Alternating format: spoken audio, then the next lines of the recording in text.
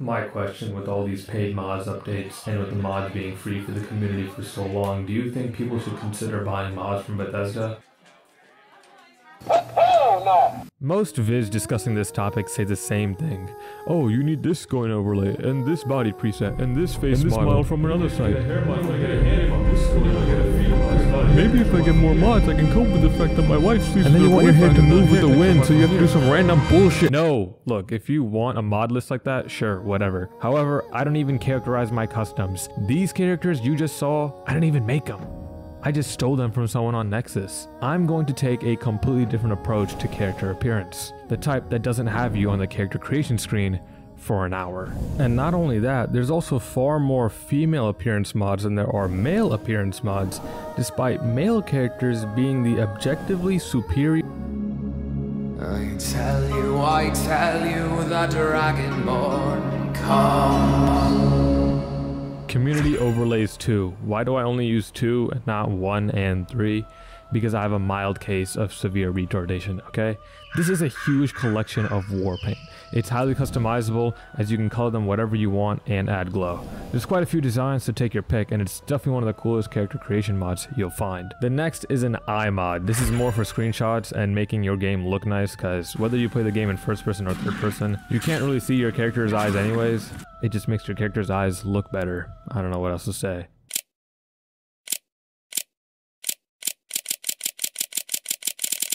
BDOR armor pack. This is the armor pack I usually use in my videos. The armor list and variety in this pack is larger than Taylor Swift's carbon footprint.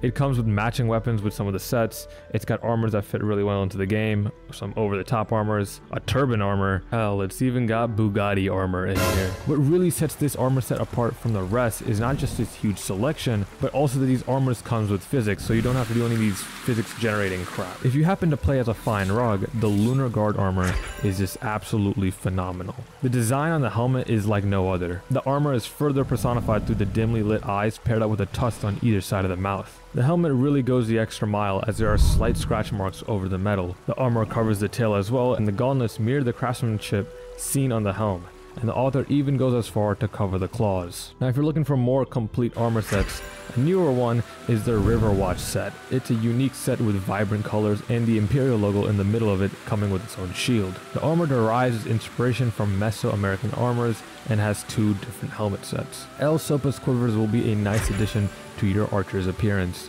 All the quivers now are more fitting to their original armor theme. The glass quiver comes with a smooth, elegant texture, while the Dragonbone arrows come with Dragonbone for a quiver. Each armor set really speaks through its appearance with these quivers. The old Daedric quiver was just black.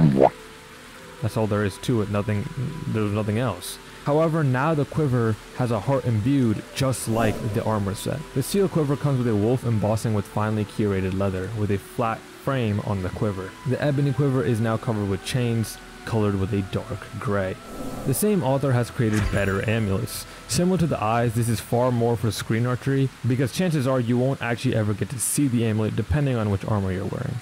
Immersive equipment displays is the next mod to overhaul your appearance. This allows you to put all your favorited items on display on your character. So now you can have a sword, a shield, or even a bow on your back, even if you're not using it. Combining this with Mura's presets allows this mod to take even more different directions. Aside from the addition of potions along the side of your equipment, you can now have bounty related appearances. This includes giants bounties, bandit, or even a dragon skull. Now if you're more on the mage side of builds, a dragon priest retexture might be right up your alley. It's a 10-year-old mod, but damn does it hold up so well. In vanilla, each of these masks are just recolors of one another. However, with this mod, this completely gives them a new look while staying true to their vanilla base. Konarrik and Morokai look fantastic. The retexture on Konarrik really set it aside from the rest, and the vibrant purple really adds much needed depth on Morokai. However, it doesn't stop there, as the hoods on each of these masks also have been given a new look with their own style. For the one-handed builds, there's plenty of new shields. First and foremost, El Sopa hits another banger on this list with Shields of Glory. This adds 3 shields, and although I'm not a huge fan of the first 2, third really sells the mod in my opinion. The shield stands out with symbols of different animals topped with the dragon language inscribed on the border of the craftsmanship. If those shields don't cut it, then there are 3 more suggestions I can give, all standalones. These are the Lionheart, Nicos Raven Shield, and Iron Dragon Shield. The Lionheart is a large golden shield characterized by its glowing eyes. Nicos Raven Shield is a less flashy option if you're looking for a more obscure look. The wooden structure gives a nice natural look to it, and the Iron Dragon Shield is a simple, dark gray iron shield with a dragon embossing at the front of the shield. If you aren't looking for a shield on your back, then there is another option. The Elder Scrolls. Useful Scrolls allows you to wear the scrolls on your back and might require a towel to come along with it, given how hard your character will be dripping. These scrolls come with the added bonus to give you a benefit in one of either magic, health, or stamina regeneration, to make your build even more OP than it already is. Moving on to the next department of appearance, weapons.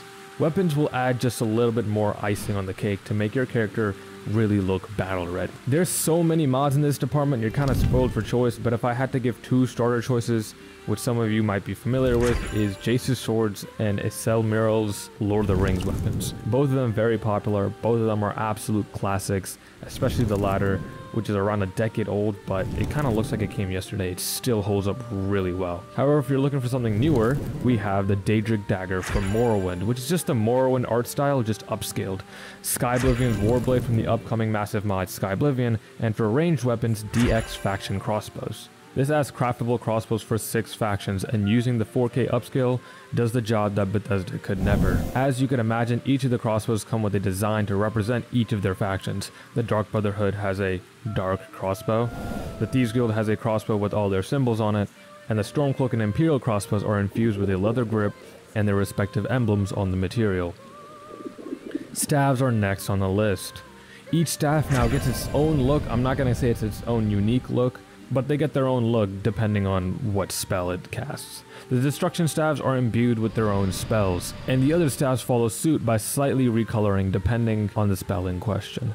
The last 2 mods are enchantment mods, as they will allow your weapon to show the enchantments. They can both be used on top of each other, so you don't have to really worry about compatibility. However, using them both might be too much for some of you guys. The first one is Vibrant Weapons, which really sells the look of frost, fire, and lightning elements, each one really standing out when applied to your weapon.